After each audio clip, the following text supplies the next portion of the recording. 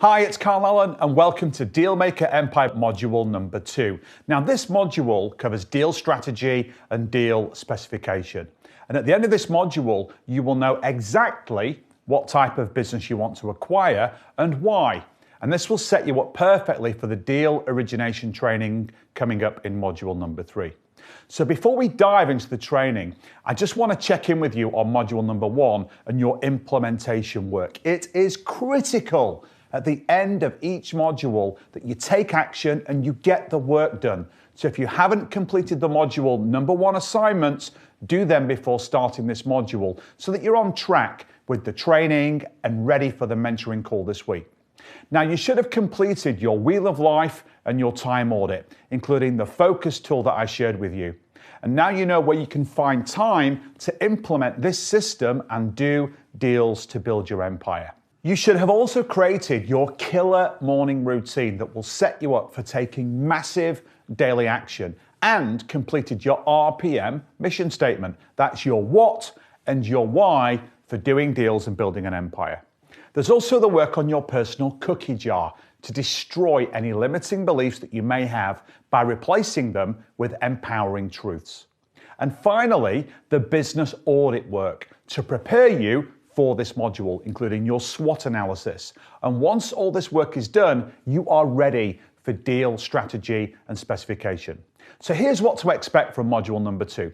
So first in this lesson, we'll cover deal strategy, and I will share with you some high-level principles on the types of deals that you can do. And in lesson number 2, I will cover cross-selling. That's the strategic value from when two businesses come together. Lesson number 3 covers the other silver bullet from an acquisition, the financial synergies generated from the deal. And in lesson 4, you will take what we discussed in the first 3 lessons to define your deal specification.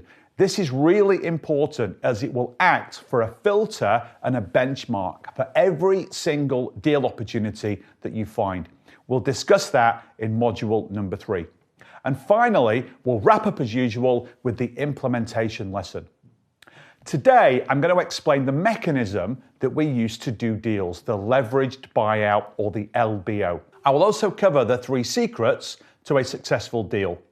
Big deals failed because these 3 boxes were not ticked. And I'll teach you the 3 types of deal structures: acquiring competitors, vertically integrating by acquiring suppliers, partners, or customers, and finally acquiring businesses that get you into a complementary market with common customers, which is key for that cross-selling. So first, what is a leveraged buyout or LBO? So simply, an LBO is buying a business using other people's money, or OPM for short. And that comprises 3 elements: seller financing, sometimes referred to as vendor financing or deferred consideration. Those are regular cash payments to the owner of the business over a period of time, say 3 to 5 years. Seller financing also includes earn-outs, which are payments made contingent on some measure of performance. And all LBOs start with seller financing, and all forms of seller financing payments are made via cash internally generated by the business. The next element of other people's money, OPM, is debt financing. That's leveraging the assets on the business's balance sheet to borrow money so that you can buy it. And this also works with cash flow lending, including SBA loans. And because you own a business already, debt financing and lines of credit can straddle both your existing business and the target businesses you want to buy.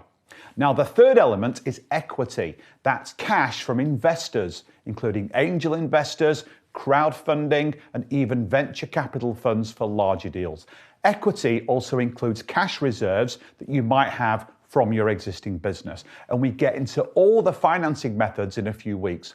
Now, your total offer comprises all 3 elements. And ideally, you want your seller financing portion to be as large as possible. Even 100% seller finance deals are possible, which can include the surplus cash sitting inside the business. I just closed a deal that does exactly that. The deal was 100% seller finance and used both surplus cash on the balance sheet plus seller financing payments from those future profits. Now, the LBO method is not unique. In fact, the first recorded LBO deal was done way back in 1955. It was a $49 million deal by container shipper McLean Industries to buy out two other steamship companies. And there have been many more since then that you may have probably heard of. Arguably the most famous was the 1988 acquisition of RJR Nabisco, the $25 billion LBO made famous in the book and movie Barbarians at the Gate. Definitely worth a read if you haven't already. More recent deals include the $31 billion LBO of Harrah's Entertainment Group in 2006, the $26 billion LBO of Hilton in 2007, and the $9 billion LBO of PetSmart in 2014. What we have perfected in this Dealmaker Empire system is deals in the $500,000 to $10 million annual revenue range, with $1 to $5 million revenues as the sweet spot. Just like there are three ways of financing an LBO, there are also three ways that you can profit from bolting on another business to yours via an LBO process. First, if you generate more financing than is required for the closing payment, you can take some of that money off the table. Also, if you're doing a 100% seller financing deal and there's surplus cash in the business, since not all of it will be required for the closing payment, that's cash you can take as well. Secondly, as the owner of a business, the monthly cash flow is yours. The same will be true with any business you acquire. And you will see as we move through the system how the cash flow is amplified via cross-selling and synergies.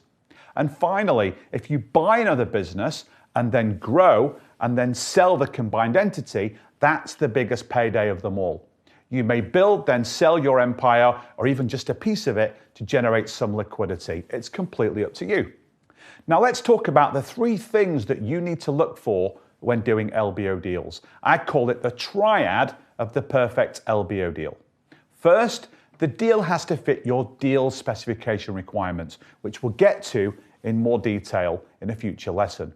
Is it in the right sector? Can you exploit it to cross-sell, build value, drive financial synergies? Second, does it have the right type of seller? And not all sellers are the same. You're looking for a motivated seller of a good business. And in module number 3, deal origination, I will show you how to find the perfect type of seller.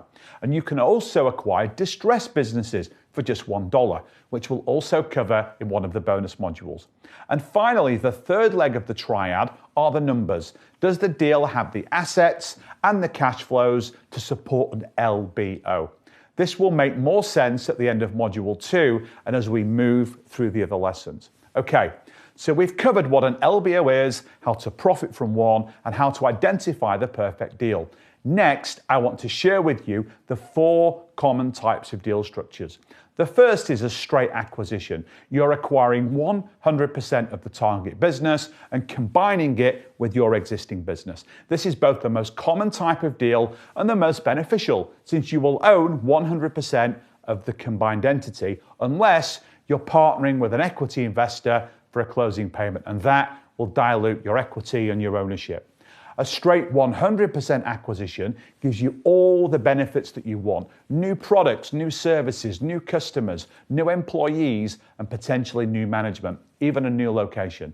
However, you may find a perfect bolt-on deal to give you all of these things, but the owner of the business wants the same thing. He or she doesn't want to sell, but sees massive value in partnering with you. In that case, you would do a merger, which is typically a cashless transaction. You just split the equity and drive the combined operation together. The next strategy is a portfolio build. You may want to own businesses in different sectors that may or may not be related. You may want to own or already own a business in, say, the manufacturing sector. You may also own a software business that may or may not be linked to that sector, serve that sector, as well as an e-commerce business and, say, a restaurant. Now, if you have a diverse portfolio, you can still make strategic acquisitions to increase the value of each. One example would be, say, a marketing agency. If you own businesses in the manufacturing sector, software, e-commerce, and you own a restaurant, they all need to do marketing. So the acquisition of a marketing business into your portfolio can serve all the other businesses. And they'll also require accounting, tax preparation, HR, transportation or shipping services. So acquiring businesses in those sectors will build strategic portfolio value as well. This way, you are building value in two ways. First, your profits increase as you now own the services that you used to spend money on. And second, the services business you acquire will also have relationships with other businesses. And you will see in Module 3, deal origination, that's also a great way to expand your network and your deal flow. Now, the final deal structure is the roll-up. And a roll-up is essentially combining lots of businesses into one niche. And when you buy up lots of them together, you can drive financial synergies, which can be an excellent wealth creation strategy. Now, great sectors for roll-ups are professional services, say combining marketing, HR, advertising, media, IT services, etc. Health and wellness, combining gyms, chiropractors, hair salons, opticians, dentists, vets, although most of these need you to have the relevant license and the sector chops, or you can partner with someone that has them. And also consumer plays like laundromats, coffee shops, bars, gas stations, convenience stores, and there are many others. And roll-ups can work in virtually any sector. So here's an example that's sector agnostic. Assume you buy 5 small businesses in a sector roll-up. Now, it doesn't matter what they are, they just all need to be in the same sector. Across all 5 businesses, there will be the central functions we discussed earlier under the portfolio build, plus suppliers. All the common costs can be taken out and replaced with just one central function. And having 5 coffee shops versus just one will also give you much better buying power.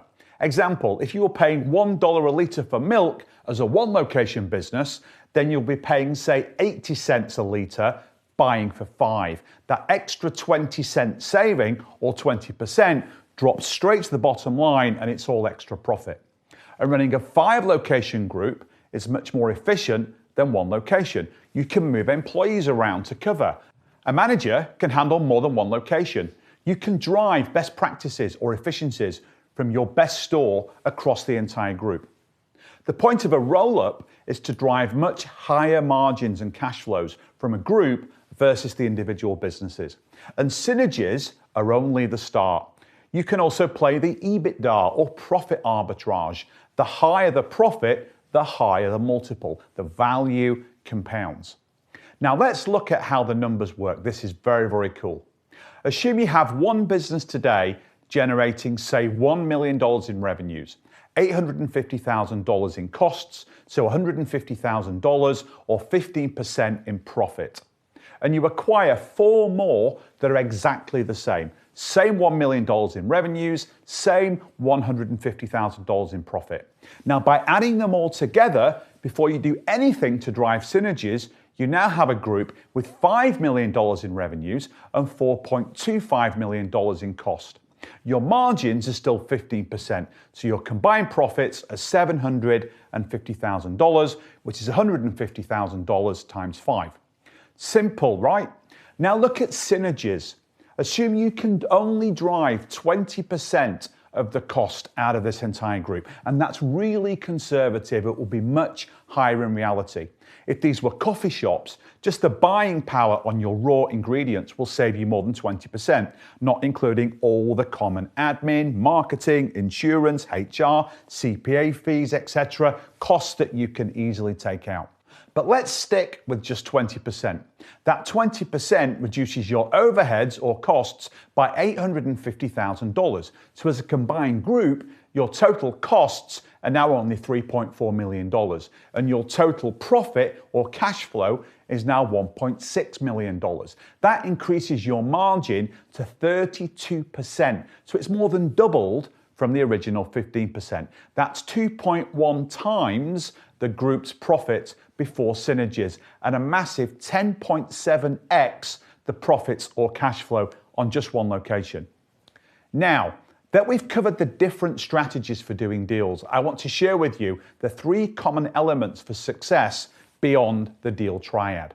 These are principles that you need to adopt, and I will share examples of big deals with you where they spectacularly failed because one or more of these were not covered off. They are strategic rationale, systems, and finally culture.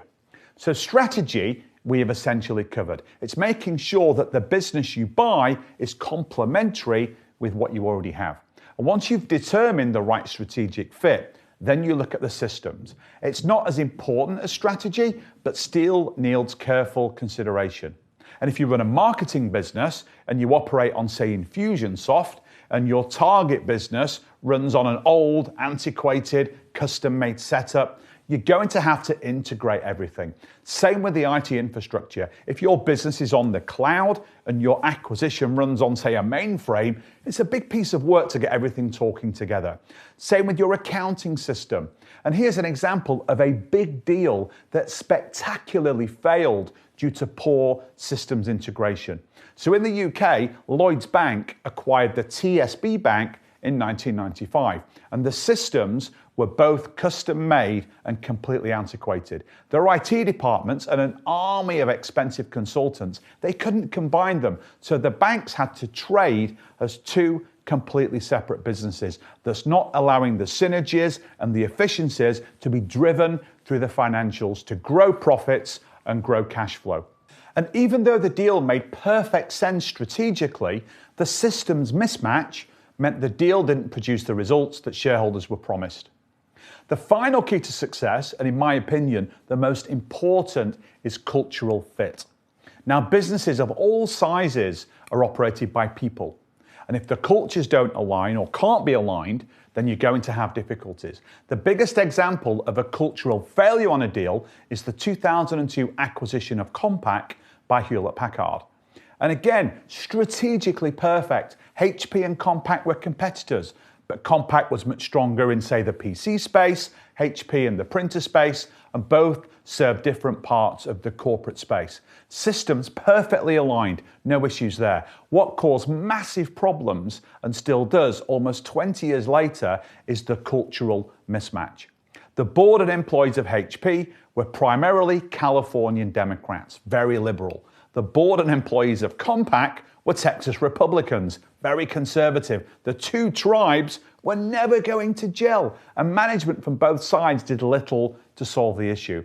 When I worked at HP doing deals, there were still red buildings, Compaq, and blue buildings, HP. It was really difficult to collaborate on anything.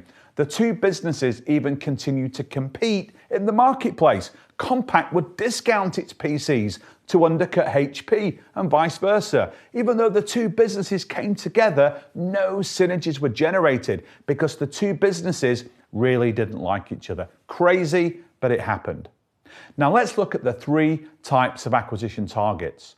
Number 1, you can do a straight out competitor acquisition, similar to HP's buyout of Compaq. The 2 companies competed in some markets, PCs, laptops, servers, storage, etc., but were complementary in others, printers, handheld devices, etc. Another competitive play would be looking for a smaller competitive overlap. An example would be a marketing agency. Now, marketing services are a horizontal skill set or service, but let's assume your business serves the financial sector and your target serves the IT sector. Different customers, but the same services. Yes, it's a competitor, but the businesses are a lot more complementary versus the HP Compaq example. Now, the second type of deal would be to buy a business in your supply chain. This happens a lot when supply chains are very complex, like in the automotive, engineering, and aerospace sectors. And assume you own a small components business, and your components end up being part of, say, a Boeing 787. You may be supplied by a business that also makes components for your product. You can buy that business. Also, you may sell your components to another component manufacturer in the supply chain that sells up to Boeing. So you can buy your customer and own a wider piece of the sector's supply chain. That way you grow your market share, capture more margin, and become a more powerful player in your niche. And finally, you can acquire a business in a complementary market where you can truly drive cross-selling, operational and buying synergies, because there's little to no overlap between your current business and the one you want to acquire.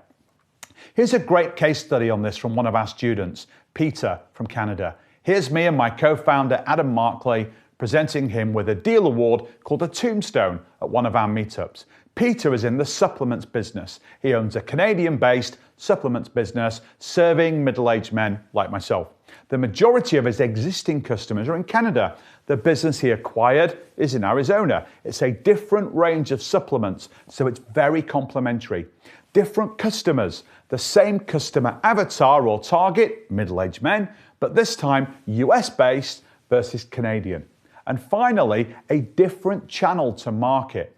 So Peter's existing business used internet marketing to acquire customers. His acquisition relied exclusively on direct mail. So it was strategically the perfect deal for Peter. He acquired a different customer base, different channels to market, and different supplements. So he can cross-sell like crazy across all of those different parts of his business to US and Canadian customers alike. And finally, as part of your deal strategy, pull out the SWOT analysis that you should have completed as part of Module 1's implementation. You can acquire in areas where you're weak and also to capitalize on opportunities and threats to your existing business.